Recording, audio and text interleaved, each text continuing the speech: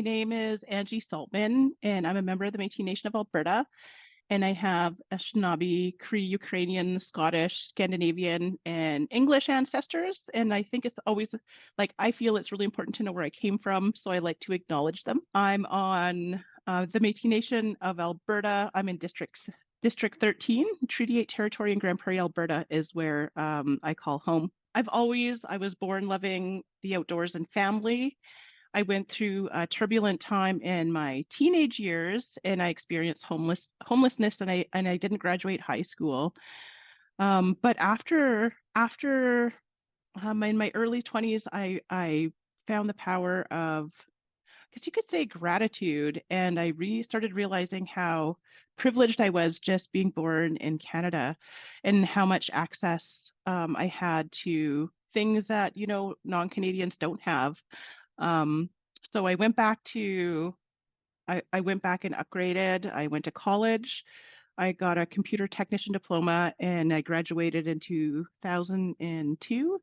And I worked as a computer technician for quite a few years. But I always been not torn. I've always loved art. And when I got into technology, I really started missing it. So I found myself going back into art, but I didn't want to leave the tech realm. So I got into graphic design. So my first graphic design job was $10 an hour, and I got to learn how to use those, the creative suites and making vector graphics and working with big printers and such. Something that I find in my earlier years is I lacked a lot of confidence and worthiness, and I had a lot of imposter syndrome in my career. And today I feel very, very different. I don't have to deal with that nearly as much. But in the spring, I'll be graduating with my Master's of Business Administration and with specializing in Indigenous business leadership. And the reason I took this course, and I never wanted or had a desire to go to university, but the reason I did was because I have two technology businesses, and today I'm going to talk about Saltmedia.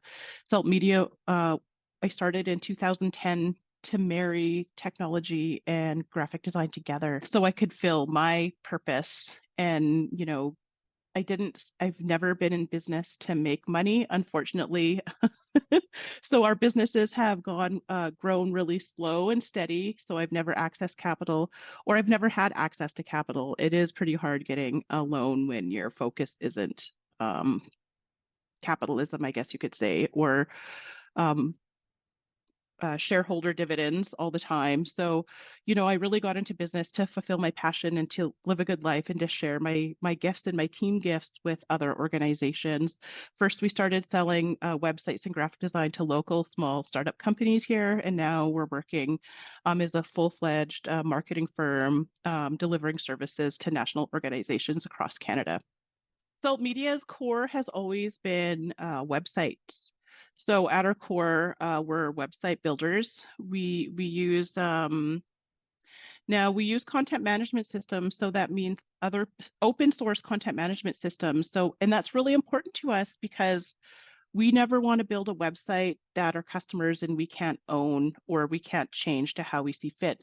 So when we build a WordPress or another CMS website, they're all custom built. So we draw everything from we do the illustration from the website. So websites are a core. Websites, hosting, and domain names all have to work together for a website to work. So hosting is where your website lives, and your domain name is where, your website address. But the hosting part was so important to my partner and I, who's also my husband, that we teamed up with Western Economic Development Canada a few years ago, and they funded 50% of our data center. So we have a data center in Edmonton, and we also have a small data center in our office here in Grand Prairie. And the data center houses virtual servers, including our web server. So my brother company, my other business, IT Horizons, is an IT managed service company, and they rent space on our data center to spin up virtual servers for our customers. So when we look after technology solutions, we also use Saltmedia's data center. And the reason we think that's so important is ties into data sovereignty. Like we own that hardware that the software is sitting on, and we control its traffic, and we have a lot of access and controls there. And that's really important to us because we worked as a reseller before for Amazon or Microsoft, and I tell you, they do not care about people the way we care about people. Their security is high, but it's certainly not customized to fit clients the way that we do it. So those are our main websites, our main service for Salt Media, but we also specialize in graphic design. That's my other passion, what I was born with, the love for art.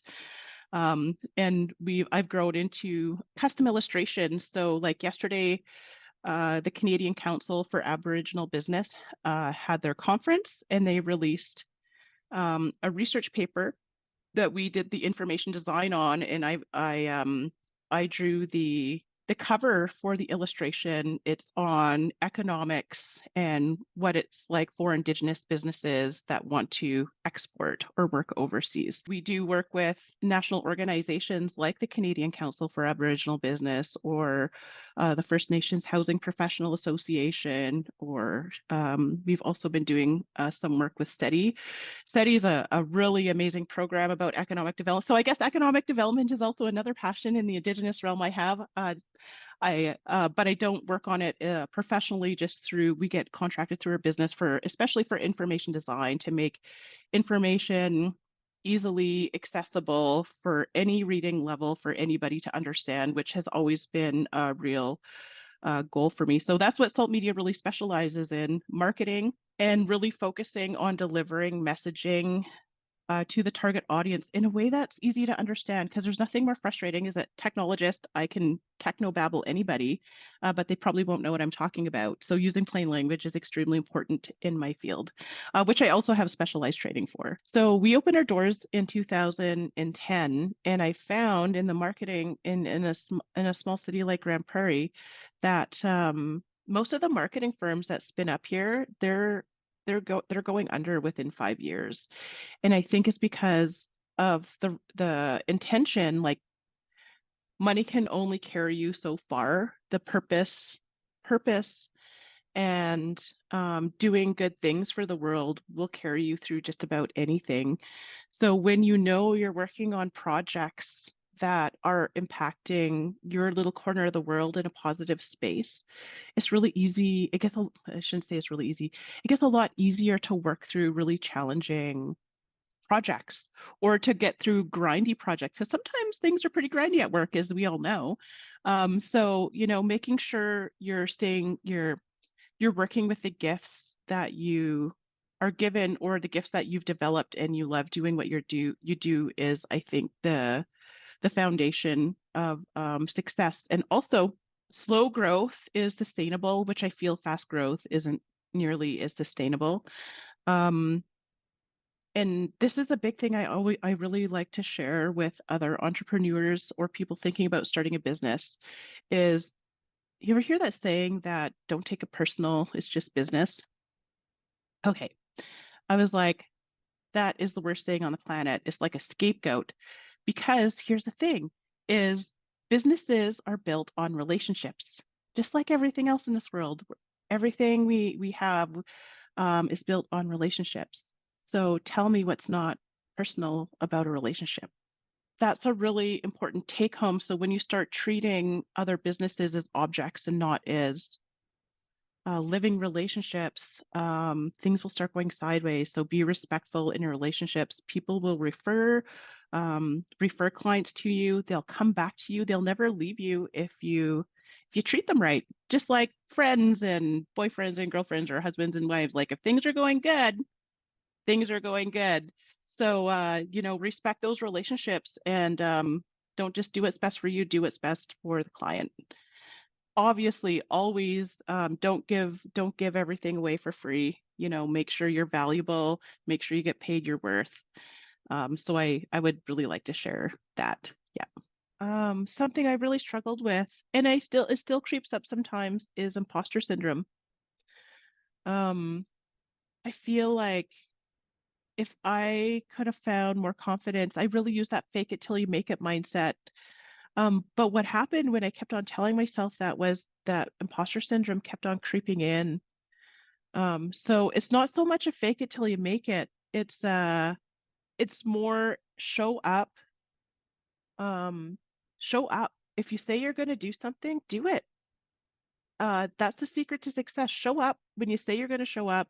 If you say you're going to do something, get to it. And if you really can't do it, make sure you communicate it.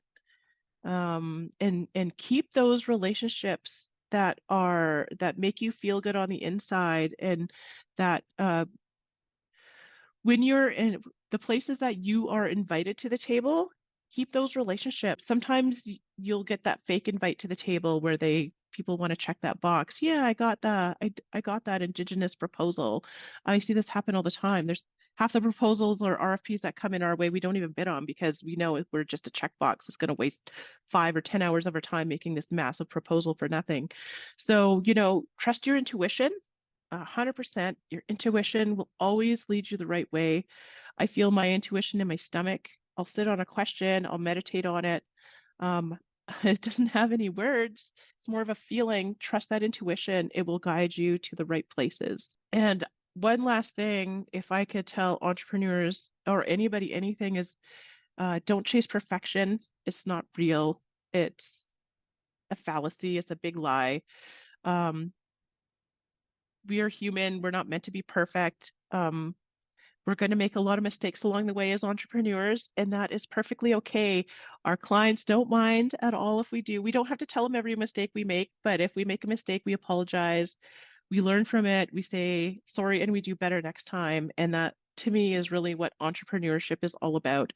Doing your best, learning from all your mistakes, and you're going to make them. So dust yourself, have a good cry if you need to. Get up the next day, dust yourself off, and get back to it. And don't let anybody tell you what your dreams are. It doesn't matter if your mom, your auntie, whoever it is, if they don't believe in you, then, put them at arm's distance for a little while, and you just need to focus on believing yourself. Don't let anybody tell you different, because there will be people that don't believe in you. There are crabs in the buckets in every nation and every family. But you'll always find people who really believe in you and support you too. So grab onto those people, and they'll help carry you through.